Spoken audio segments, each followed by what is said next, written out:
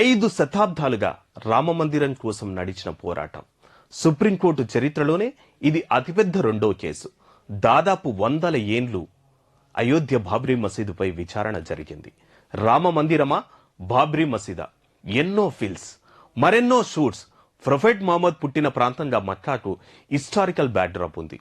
అందుకే యావత్తు ముస్లిం జాతికి మక్కా పవిత్ర స్థలం.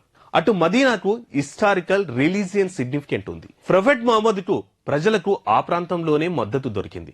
మరి బాబ్రీ మసీదుకున్న హిస్టారికల్ రికగ్నైజేషన్ ఏంటి? ఈ ప్రశ్నే రామ మందిర నిర్మాణ పునాదులకు బలమైంది.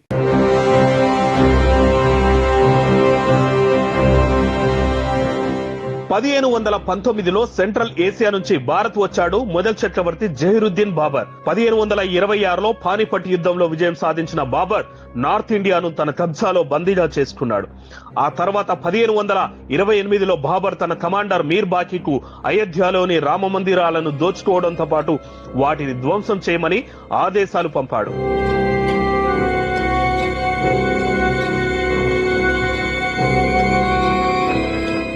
తన హైకమాండ్ ఆదేశాలతో మీర్ బాకీ తన సైన్యంతో అయోధ్యలోని రామ మందిరం కూల్చివేసి బాబ్రీ మసీద్ కట్టాడని, అలా తొలి వివాదం మొదలైందని చెబుతుంటారు. అలా హిందువుల అత్యంత పవిత్రమైన రాముడు నడయాడిన నేల అయోధ్యలో రామ మందిర పునాదులపై కట్టిన కట్టడం బాబ్రీ ఆనాటి నుండి వివాదాలకు కేంద్ర బిందువు అయింది.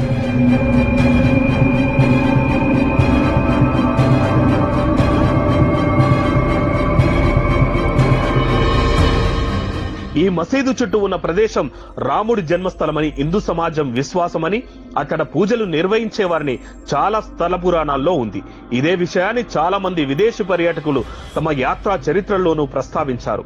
ఇలా రామ మందిరం శిథిలాలపై బాబ్రీ మసీద్ కట్టారనే వాదన హిందువుల్లో బలంగా నాటుకుపోయింది.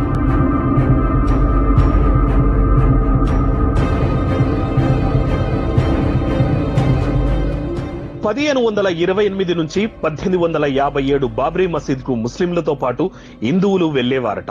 అక్కడ తాము అత్యంత భక్తి శ్రద్ధలతో పూజించే రామ మందిరం ఉందని హిందువులు బాబ్రీ మసీదులో నమాజు కోసం ముస్లింలు వెళ్లేవారట.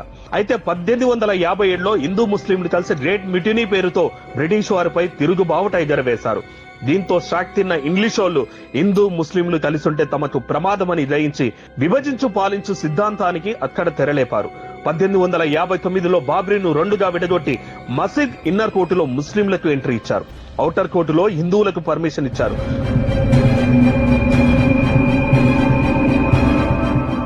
బాబ్రీ మసీదు మధ్యలో విభజన పెట్టి ఒకవైపు హిందువులను, మరోవైపు ముస్లింలకు పాలు పంచినట్లు చేశారు. ఇక బాబ్రీ రామ మందిర వివాదం తారాస్థాయికి చేరడానికి కావలసిన ఆజ్యం పోయడంలో ఇంగ్లీషోడు సక్సెస్ అయిందనే చెప్పాలి. ఈ విధంగా